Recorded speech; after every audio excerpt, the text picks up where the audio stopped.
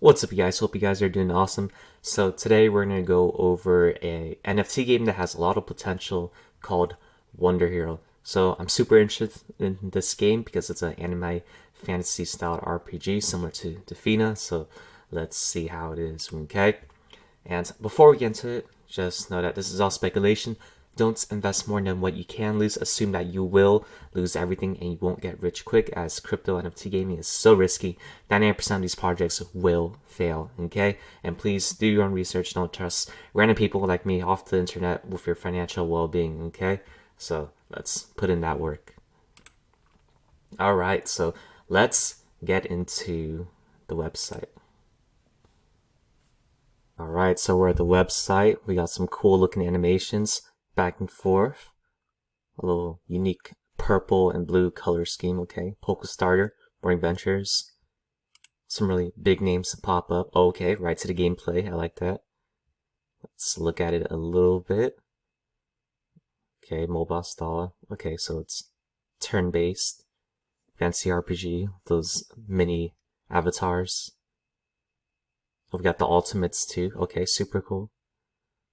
Cool. Alright, let's keep going. Hundreds of heroes. Wow. Okay, tanker, mage. Okay. That's a bunch of heroes, actually. Okay, got some cool designs. Play to earn, Han. Okay, so maybe that's like the SLP of the WonderHero universe, probably. Then 400 different NFT assets, heroes, weapons, equipments, items. Oh, 400, that's a lot. Looks like they're really emphasizing the items. You got epic bosses, so probably PvE elements. Okay, pretty cool.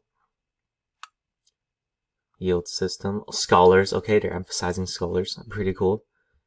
Win mining rewards, PvP and PvPE. Okay, that's confirmed. Win Han. Okay, so it is like AXS and like SLP. Marketplace.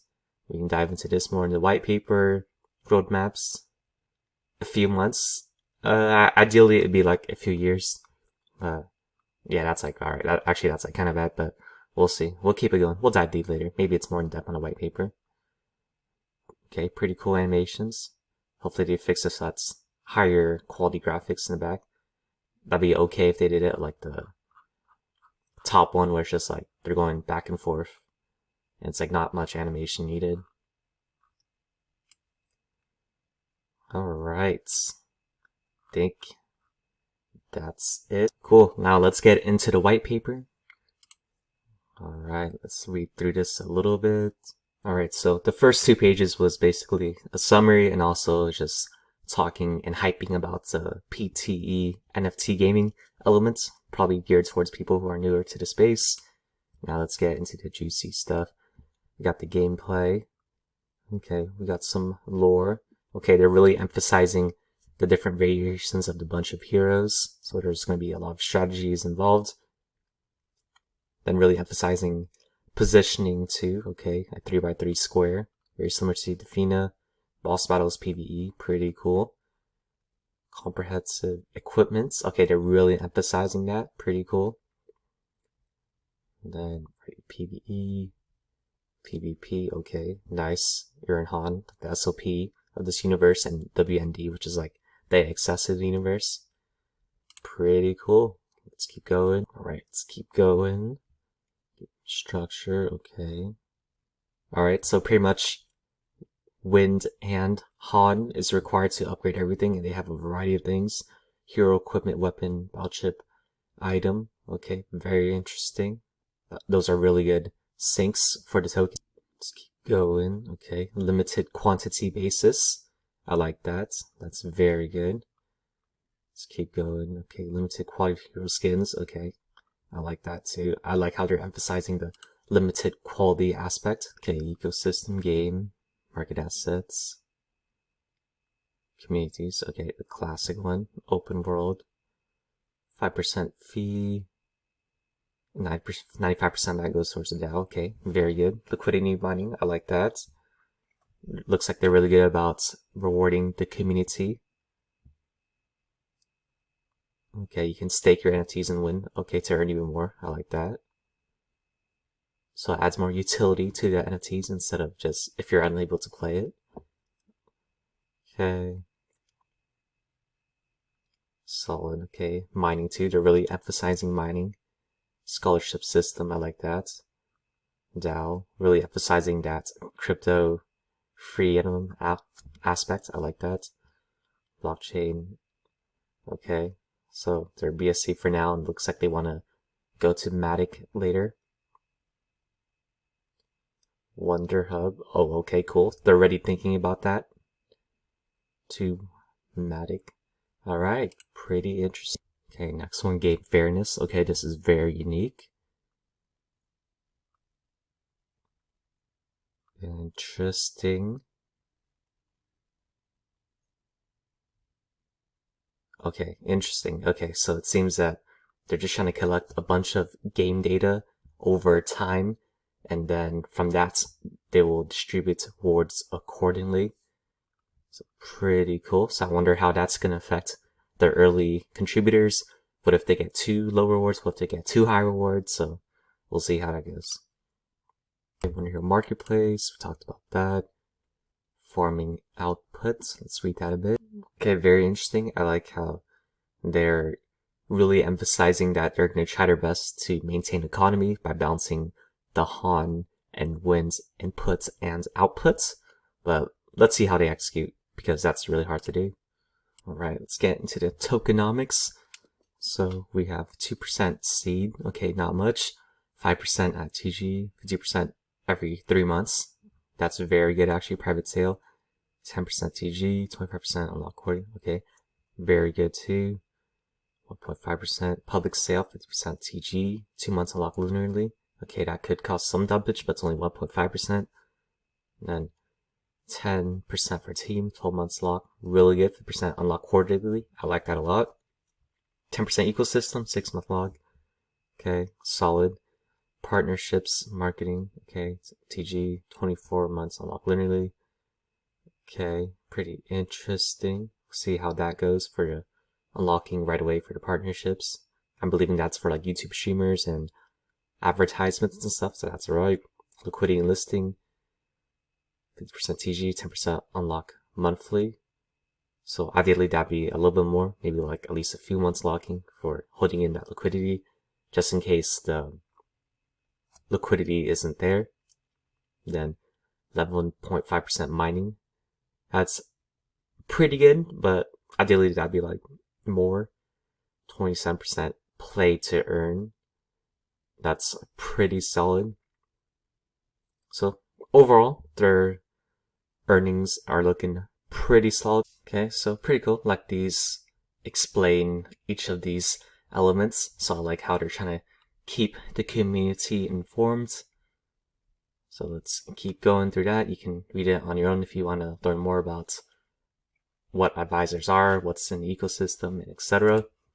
So let's go over their team. Let's read it a bit. Alright, so very interesting. It seems that the team has a lot of exchange experience, so they may be good at running the economy, running the website, which it shows, and a lot of the tokenomics, and then some of them have some gameplay experience, and the WonderHero development team has created the game in the past, and they have rebranded it several times.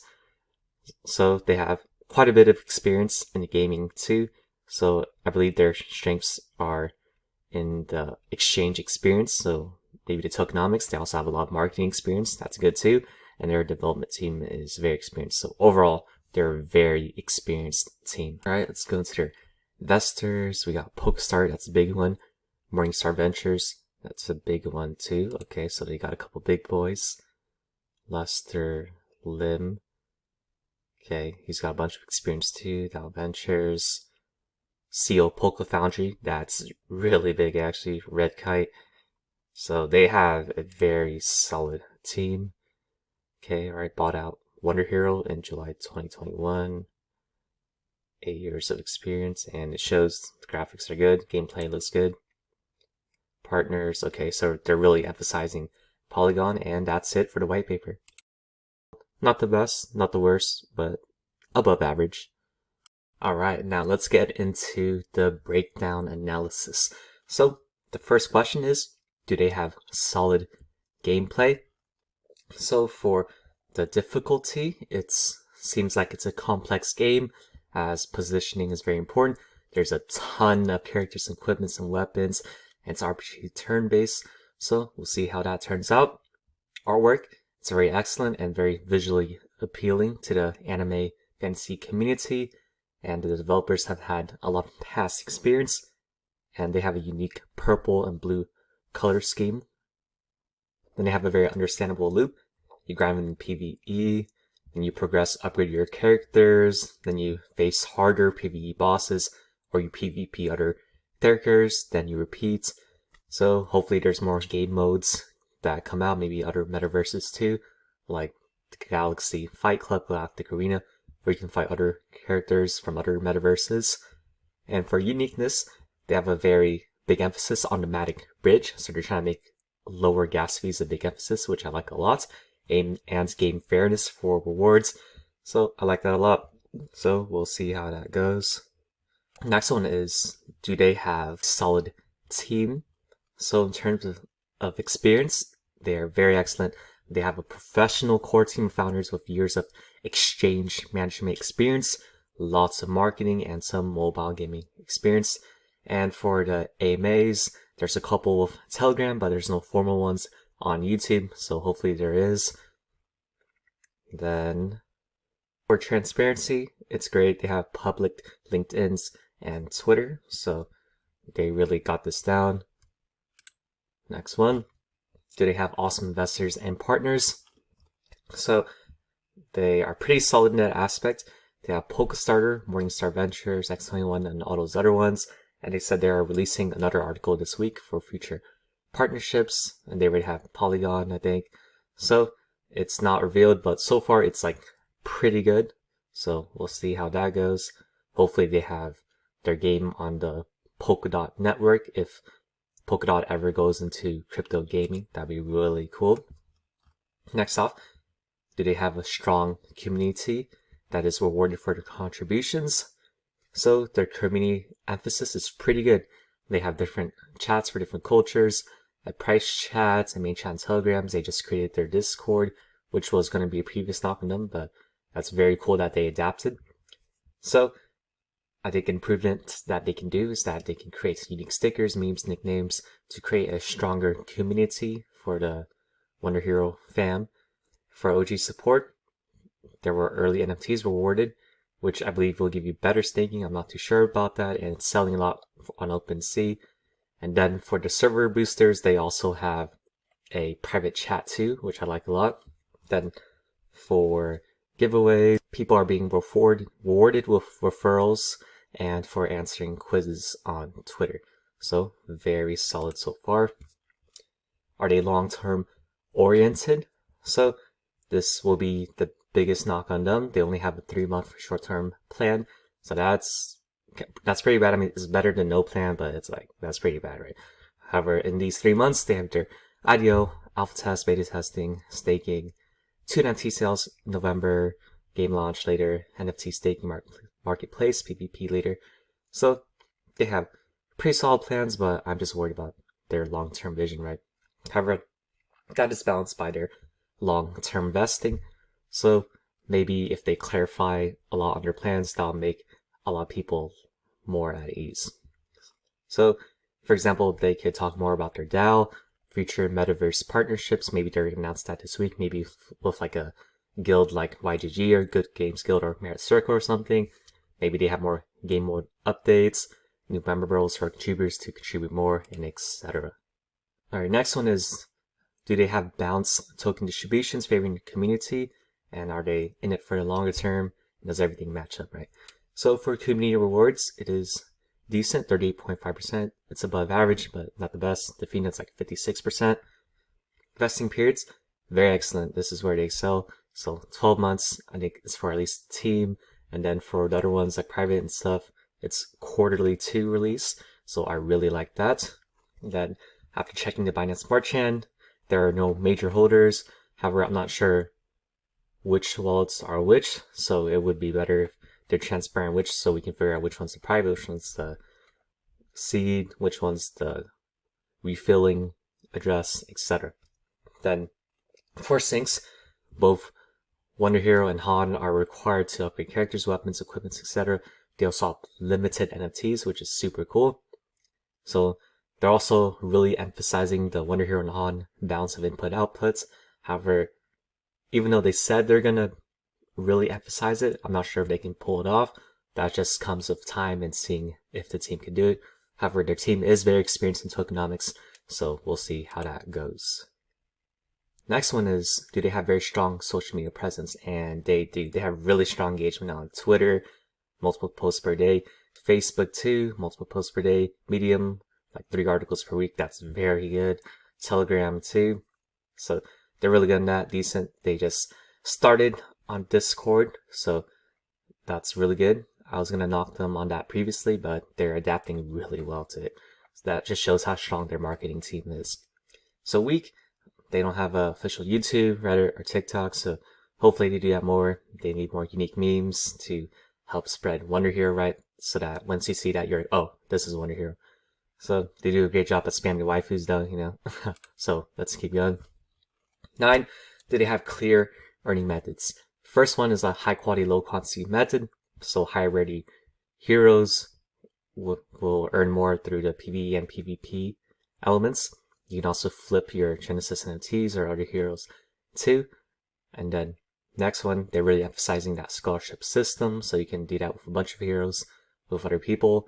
Next, you can stake your NFTs and win, which is pretty cool. Varying times, week, month, multiple months, year, etc.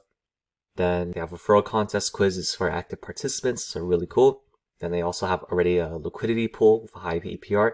However, I think that's closing soon, and then a single staking for WonderHero will open up. So maybe they'll have future LP pools on PancakeSwap or other partners too. And they're really emphasizing the Polygon integration, so hopefully there will be lower fee swing trading. So Binance Smart Chain is getting more expensive, especially it's getting more congested, and as the bull market heats up a little bit, it's becoming like 80 cents per transaction, so hopefully they integrate Polygon soon. Next one is how secure is the game. So they have one audit by a really good one called Hackin, and they were given 3 out of 4 stars, I believe, so 1 medium, 1 low risk fault. And I think they need more audits because 1 really isn't enough, to be honest. And chat room cleanliness, it's very clean. There's not much spam.